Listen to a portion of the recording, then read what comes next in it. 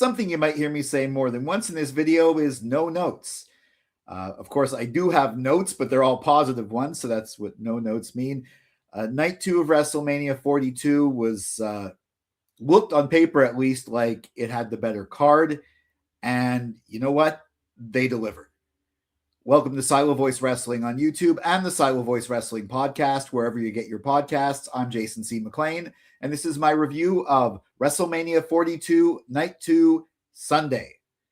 And I'm recording this on Monday afternoon. It's about 4 o'clock. I just recorded my Night 1 video, so I haven't seen Raw yet. This is both these videos are going to come out after Raw, so I don't know what happened on Raw, the Raw after WrestleMania, which is the follow-up, but yeah, John Cena came out, did the intro.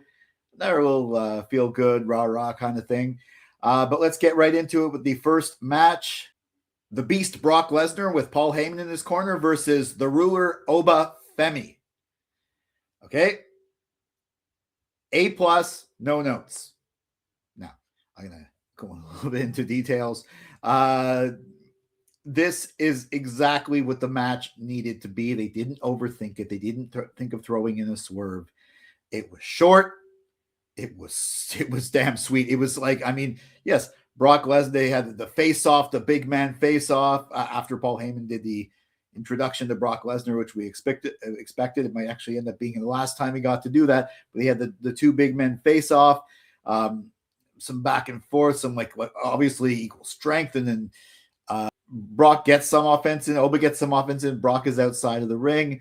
Oba comes to grab Brock's going to walk away. Oba grabs him. Brock uses that as an excuse to get some more offense in, but back and forth. There was eventually a couple of F5s from Brock Lesnar, but after the last one, Oba Femi just stood up. He didn't even wait for the three. He didn't even get a 1 count and kick out. He stood right up. Hit Brock Lesnar, eventually got Brock Lesnar in a choke slam, hit the fall from grace. 1, 2, 3, roughly 5 minutes. Oba Femi is your winner.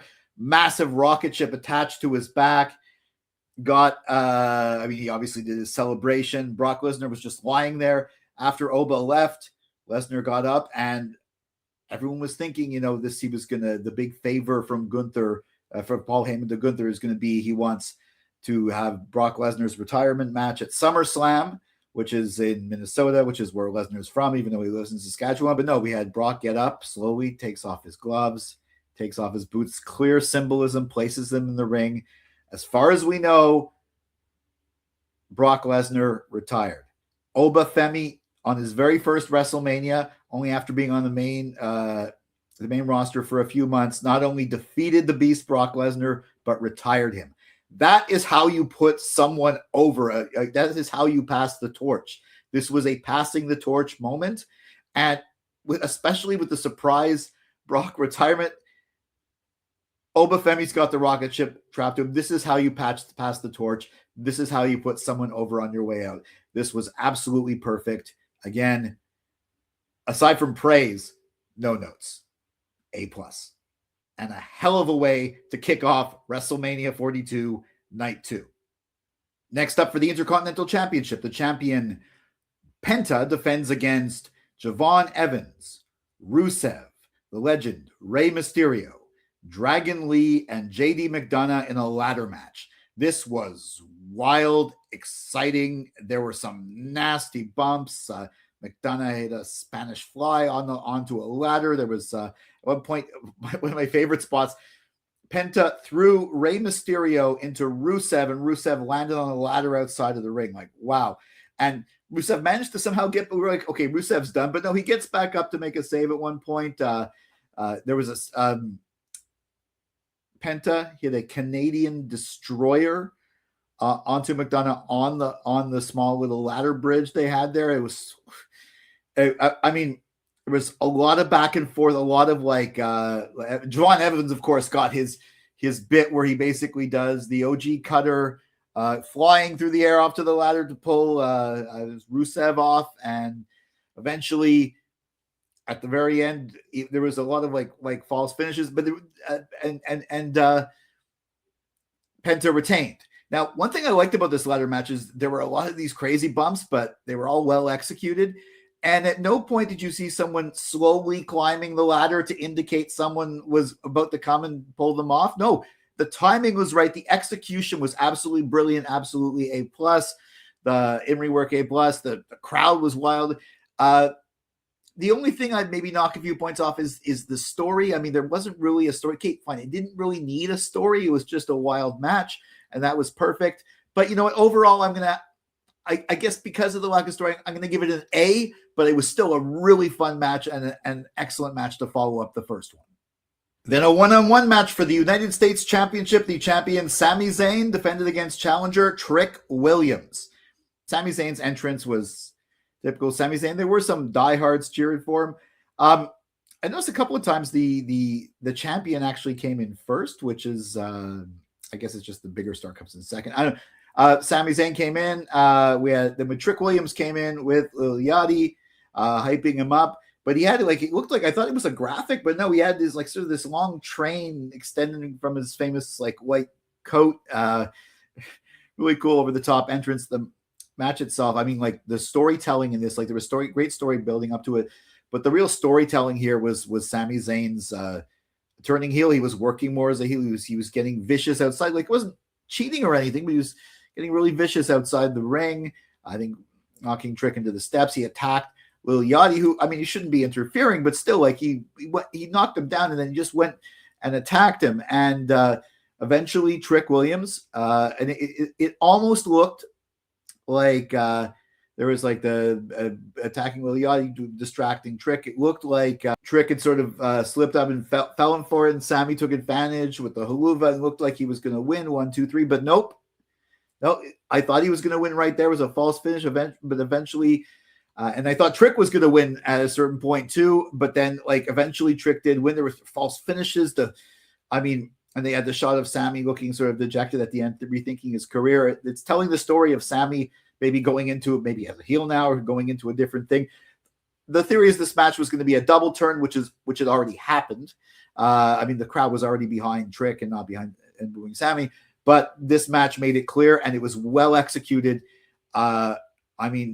Honestly, for the in-ring work, but the crowd response, the in-ring storytelling and the story leading, mainly the in-ring storytelling and the story leading up to it, really well done. A+ match. Even though I'm a huge Sami Zayn fan, but I understand what they're doing with his character right now and with Trick. Now Trick's maybe going to go on to fighting Mello or something like that, and Sami Zayn's out of this picture. Overall, A+. Aside from my personal, this is not how I saw the story going. They did this story really well. Excellent performances across the board. And then we had the Demon Finn Balor versus Dirty Dominik Mysterio. Honestly, A+ for the entrances alone. Dom comes in as the king of the luchadors, and then Finn, it's still daylight. It was daylight even after the show, but they managed to make it look dark with him crawling and it's. I love the fact that when Finn Balor is the demon, he's not just Finn Balor. It's the same way when Mick Foley used to say he couldn't have as good a match as when he was Dude Love. He was worried because Dude Love's not as good as a wrestler. That character is not as good. And Triple H was afraid when he came in as Cactus Jack one time. It's the demon Finn Balor is not Dominik Mysterio was right to be concerned about facing the demon Finn Balor because the demon is wow. He's just intense, scary, the crawling around on the ground, the look of Finn, this is not the same guy. And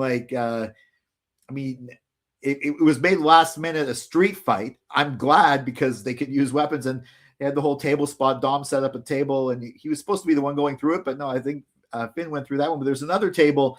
Finn ended up doing, the demon ended up doing a coup de grace through the table. For presentation alone, A+, but also in-ring work, storytelling. This is a good story. Overall, excellent match, A+. Then for the Women's WWE Championship, the champion Jade Cargill defended against challenger and Elimination Chamber winner Rhea Ripley. I love Jade's outfit coming into this one. I don't normally talk about the gear, but this godly sort of look, and then I guess to match Jade, Rhea comes in all white, still with the black hair. I've never seen her in this look before. Amazing. With like the very similar, very kind of basic entrances plus, but with the look, it was great. The match was good. Good work, of course. Rhea ended up winning, and there was interference from the baddies. That's Michin and B-Fab. And then, of course, we got Io Sky to counter them and take them out. She had some great moves. She looked great. And, unfortunately, this is all we got of Io Sky on the show. Now, this was not my favorite build. I mean, Rhea Ripley. Oh, yeah. Rhea Ripley eventually, after the interference is dealt with, eventually she gets Jade kicked out of a riptide, but then she ends up getting another riptide. And Rhea kicked out of a Jaded, which doesn't usually happen. And then Rhea ends up hitting a riptide. 1, 2, 3. Rhea looked really strong. Jade looked really good. I think this was well done. And I did enjoy the involvement of the baddies in Io Sky, but I'm going to have to give this one an A- overall. I mean, the in-ring work was solid. Probably the crowd was, especially for Rhea, is always an A+. And the storytelling, it was good, but I mean, I the reason I'm not going to rate it higher is because even though I loved Io Sky's involvement in this, I wish the story had been different and she had her own match, or her and Rhea had been in the tag. But you know what? Rhea's WWE Women's Champion. Maybe she's going to go to SmackDown now. I think she actually has to go to SmackDown now. Hopefully Io will follow her and maybe go for a US title. So even though it's not the fault of this match in general, the fact that this was Io Sky's only appearance, that kind of put it down, but it still did work. So yeah, A-. And we had John Cena coming out, and I was my brother made a point. He's like, Danhausen cannot interrupt John Cena because he'll get booed. But once I saw, after we announced the attendance, we had The Miz and Kit Wilson. Cena was hilarious. Like hi Mike, and you are, to Kit Wilson.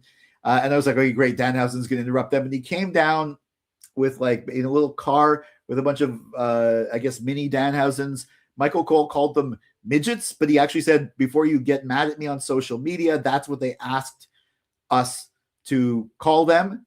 And Wade Barrett was kind of clever. He actually said, so wait, you knew this was going to happen? Sort of in storyline. Yes, I did. I didn't tell anybody. But then, yeah, the funny bit that Kit Wilson calls the whole group toxic. Eventually, they attack Kit Wilson. They all swarm him. And then The Miz, and then eventually Danhausen, when he first introduced himself to Cena, he's like, I got something to say to you. I'm a big fan of your work. And then he asks for the permission. He does the "you can't see me." And then in perfect Danhausen style, after Miz is dealt with, he decides he disappears with a puff of smoke. It's not just there's a puff of smoke, the lights go off usually, and the lights come back on and he's running away. Here, it's broad daylight, so there's a puff of smoke. It gets Cena as much as it gets Danhausen. He's clearly standing there, and he goes under you see him walking, looking around, oh, I got to go under the ring. He goes under the ring, and it was just so tacky, so perfect that I'm glad Danhausen got his WrestleMania moment. And it was with John Cena, of all people, and of course, The Miz and Kit Wilson. So they were all included. I was really happy with this. But of course, that was the let me up moment before the main event for the World Heavyweight Championship. The champion, CM Punk, defends against challenger and 2026 Men's Royal Rumble winner, the OTC, Roman Reigns. Okay, this is another one where I'll say no notes, except this time I actually have a lot of notes because I like talking about this match. This was, okay, first start with the entrances. Roman's entrance, he had his original theme. Well, not original, his Bloodline Roman theme, but of course the drummer at the beginning and the singing and the piano, and just comes out by himself. He always looks like a video game character when he comes out at WrestleMania. I don't know. CM Punk, how are you going to top last year with Living Color playing him in? Well, I've used what apparently was his old Ring of Honor theme. That was his debut WWE theme at the beginning, and shots of Vegas, and he was sitting on top of Allegiant Stadium. It comes in absolute silence. That was really, and it's just that he walks out and he goes, it's clobbering time. And then it lights up with Cult of Personality. His jacket, Michael Cole. It was some people involved in WWE production on the side. Of course, a musician from Chicago on the front. King Harley Race on the back. And of course, a little picture of Larry the dog over here. People who passed away. I mean, Harley Race, I think, was a while ago, but yeah, still like the rest of them were this year. Good tribute jacket. The match itself, it was a longer match, obviously. It's a Roman Reigns match. They usually are, but yeah, there was some like really like aggressive fighting at the beginning. You could definitely, the storytelling leading up to this was excellent. The storytelling in the ring was solid too. Now Roman near the beginning, in full view of the referee, hits Punk with the steel steps, and of course the referee let it slide because it's the main event of WrestleMania. You don't want to have a DQ. But Roman definitely took advantage. But Punk, even later in the match, actually gave the low blow to Roman. Now, he actually distracted the referee. And because Roman did the first one, it made sense Punk did that one. They're both still baby faces. It's just that Punk, well, they're both the kind of characters that can get a little bit dirty if they need to. There were false finishes, really exciting. And the whole time I was watching this, I was like, oh, we're really into this. Like, I honestly, even though I predicted Punk, I didn't know who was going to win. I was like, unless there's like interference or something like that from like the reformed bloodline and stuff like that, then I would think Roman's going to win, because almost Punk was coming across as the babyface. But you know what? There was no interference. Roman won clean. He just basically wore Punk down. It's the story they've been telling. Punk is older. He's like, he's tried to get inside Roman's head because he couldn't, because physically Roman's younger and bigger, what have you. And he didn't really get inside his head. And basically Roman was tall, and Punk Roman just wore him out. They were wearing each other out. They were both down for a couple of times. They were both out of it. There were no ref bumps, but yeah, there was no winning. Eventually Roman just hit him with a couple of spears and he was done. 1, 2, 3. He won clean. And you know what? Like, that cements Roman Reigns as a over babyface champion. In the past, he had been a supposed babyface champion the crowd hated. Then he was definitely over as a heel champion. He's over as a babyface. But no, he won without interference. He legitimately won. He was the better man on the night. I mean, he just wore Punk out. I don't know what I was cheering for Punk. I wanted Punk to win. But you know what? Even though Roman won, the way they told that story, and across the board, A+ for the match. No notes, except I had a lot to say about it. It was an excellent WrestleMania Night 2 main event. It earned it, and it didn't need the shenanigans or the whatever. And the fact that it didn't have it, the fact that it didn't go to that well again, made it even better. Also, the fact that I think they're now setting up, if you see the post show, they're setting up Roman Reigns versus Oba Femi. And I could see Roman Reigns Oba Femi taking the title off him at SummerSlam. I think they might be setting up for that. And Punk, I don't know, maybe Punk's going to go after Cody now. They were sort of implying he was a little bit down and dirty, but I don't think they're going to turn Punk heel. Punk is too popular. And the fact that Roman Reigns said in the post-match thing, even though it got booed when he brought up TKO, don't go that well, Roman. He said he's going to be a full-timer now, at least for the summer, at least up till SummerSlam. If he has a title run, he's there every week on Raw, and and eventually he loses at SummerSlam, and then he starts becoming a part-timer again. I'm cool with that, and I was really cool with this match. This was an excellent way to cap off WrestleMania.